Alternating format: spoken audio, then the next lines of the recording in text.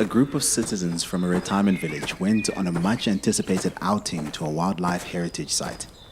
The day was filled with sightseeing and lots of laughter, but was cut short by rain. Once the rain stopped, the group headed back along an unguided wobbly path. One of the ladies stumbled and fell, unfortunately fracturing her arm and needing urgent medical care. Pity there were no signs alerting them to the wobbly path. In another incident, Warren, a manufacturer of fresh and frozen fruit and vegetables, regularly imports his produce around the continent. On one of the trips, a batch of legumes became mixed with a third-party stock. Upon delivery, they discovered, to their horror, some rodent carcasses amongst the stock. What a disaster! Welcome to episode 4 of Ensuring Trust with Leppard, a podcast where we share the stories behind the Leppard underwriting team who are in the business of protecting your reputation. In each episode, we speak to members of the Leppard team, hearing the stories of how they've ensured trust and helped protect reputations since 1991. Poor workmanship, product liability, public liability, accidents on your premises or at your event, and a breach of security on your client's premises or event can tarnish the reputation of even the most established business. If you're in the events business, security sector, or you're a manufacturer or product supplier, you want to grab a chair for this episode. Joining us from the Leppard team are Andrea Minnaar, Executive Head of Underwriting, Kerry Waugh, Head of Security Liability, and Glenn Standen. I always do this with your name. Standen. Say it with an Irish accent. Yeah. And Glenn Standen. CEO of Leppard. Glenn, we're going to start with you. Welcome, everyone. Thank you. Thank you. Glenn, this might seem obvious, but why is liability insurance important? I think the answer to this one is rather simple. We all as individuals or businesses can be exposed to a liability claim at any moment. A quick example from an individual perspective. Your gate at home is left open and your dog gets out, runs in front of a car, causing an accident. What happens? You are held liable for the damages caused during this accident. A simple scenario that would have been covered, hopefully, by your liability policy. So, Andrea, before your promotion to Executive Head of Underwriting, you were the Head of Liability Division. Having specialized in Broadform liability for the past 16 years, is there anything about this type of liability that every manufacturer, product supplier, or business owner should be aware of?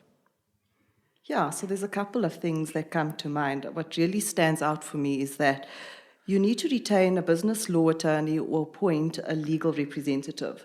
What they generally do is they help you to set up and review your current contracts. They also ensure that your contracts are watertight. You need to ensure that you're contracting out of liability as much as possible.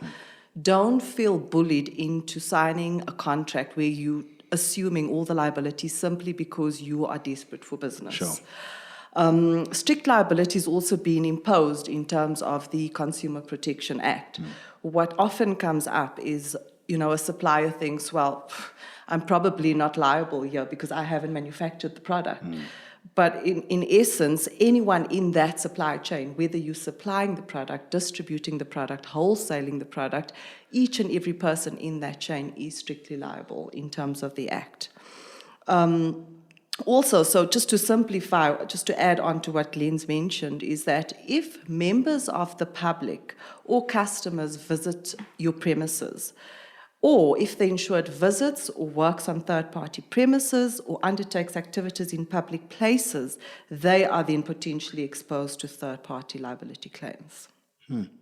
So let's talk a bit more about the incident mentioned earlier of the senior citizen having a fall during an outing. How could the story have played out differently? So look, there are a couple of red flags in this scenario. The insured should have installed towels that are anti-slippery when wet.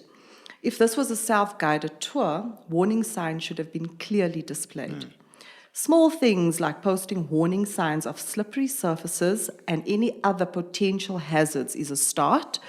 The insured, as I mentioned earlier, should seek independent legal assistance into the drafting of disclaimers to ensure that they are adequately protected. Elderly folks are also prone to chronic illnesses. So a serious fall could exacerbate a pre-existing condition, and you're looking at millions. Sure. We've also seen injury claims on the rise during load shedding. So just off topic, Yeah. I mean, we are experiencing Real world, quite a bit yeah. of load shedding in South Africa at the moment. So a couple of pointers for clients is, where fridges may leak, the insured should place a reflective cone or an appropriate warning board at the onset of load shedding. To mitigate risk, first aiders should be visible throughout load shedding. Store managers could also do regular walks or checks during load shedding to ensure that aisles are free from hazards. And then lastly, we've also seen a rise in product claims. So food contamination claims, which could arise because certain foods need to be kept at a certain temperature. Yeah, so have backup supply in place. Sure. When you talk about certain temperatures, I keep thinking vaccines. That too, not just food.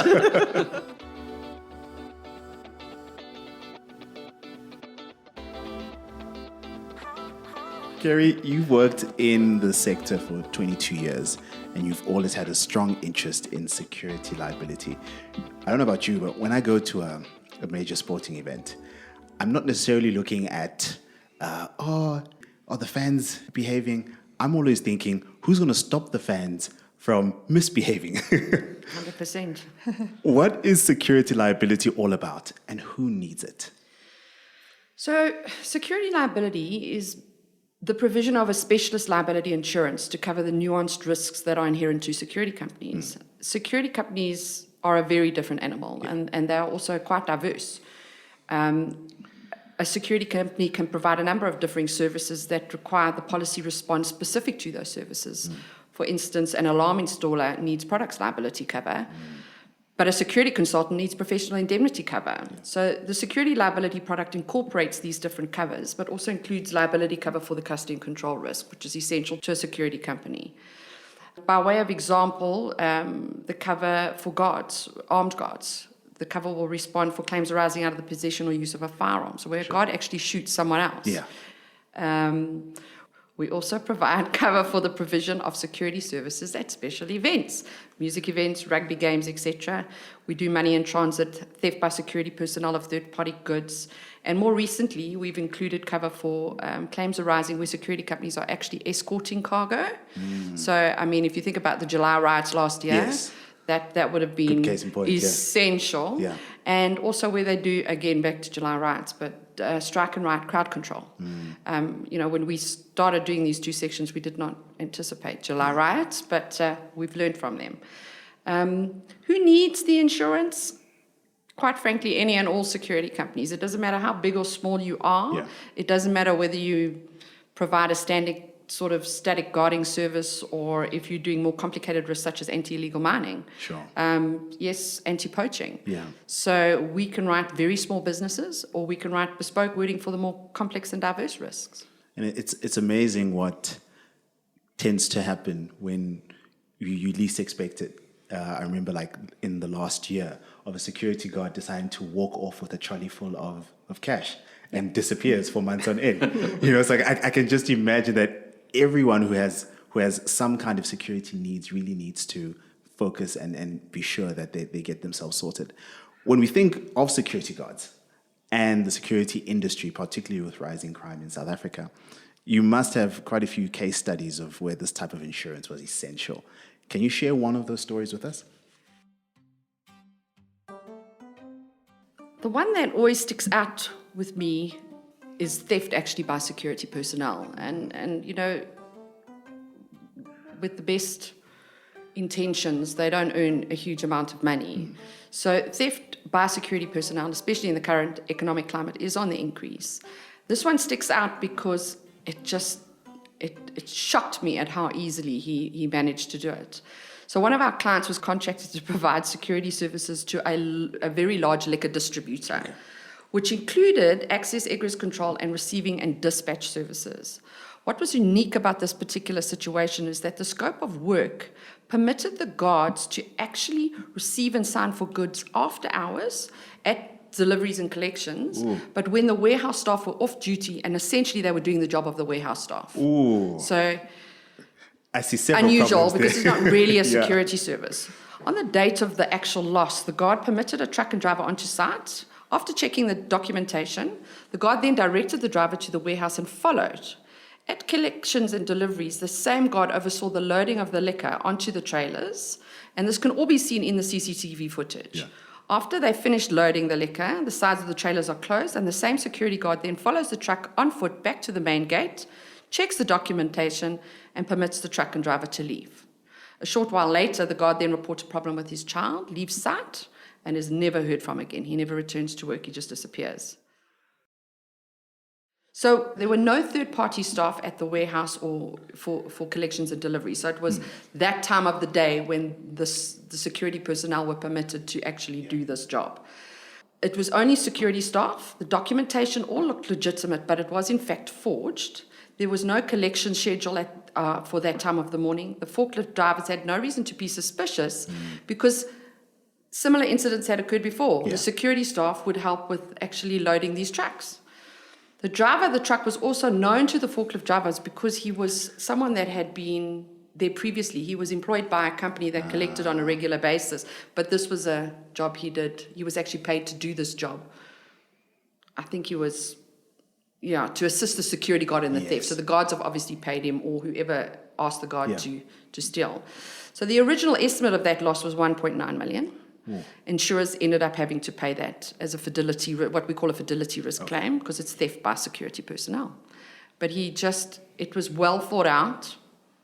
It just seemed so easy, and it was one of those gaps that not even the security company saw it coming. Yeah. It happens. So many blind spots. Wow. Yeah, and such an interesting space as well. Glenn, coming back to the story of a manufacturer having his goods contaminated by rat carcasses. I mean, that's the last thing I'd personally want to think of when transporting goods. When it comes to broadform liability, what are some of the hidden dangers insured parties should be aware of? Okay, so when we talk about hidden dangers, this is rather a tricky space because each business is different. But let me try and just unpack it to some extent. When it comes to the general liability, this is an exposure that every business, every shop, every warehouse has. And we could talk about anything from wet floors to an exposed electrical cable to a cracked tile to a loose carpet. And although these seem like nothing, they all have the potential to cause injury or damage. So that's from a very general perspective to each risk.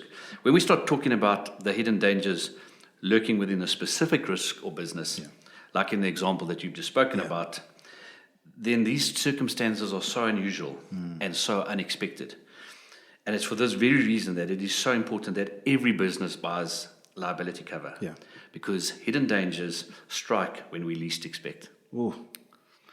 Like security guards walking off with With your alcohol. Kerry, security companies are often in the news, whether it's a jewelry heist or security guard shooting. These news articles must catch your attention when you're scrolling through your social media feeds. What's your reaction when you read about them? Well, the first thing is I hope that's not one of ours, especially when it's a big theft or if it's substantial. Someone gets shot. And often it's a familiar sight, like, Tambo. You suddenly think, I've got a few security companies there, you know.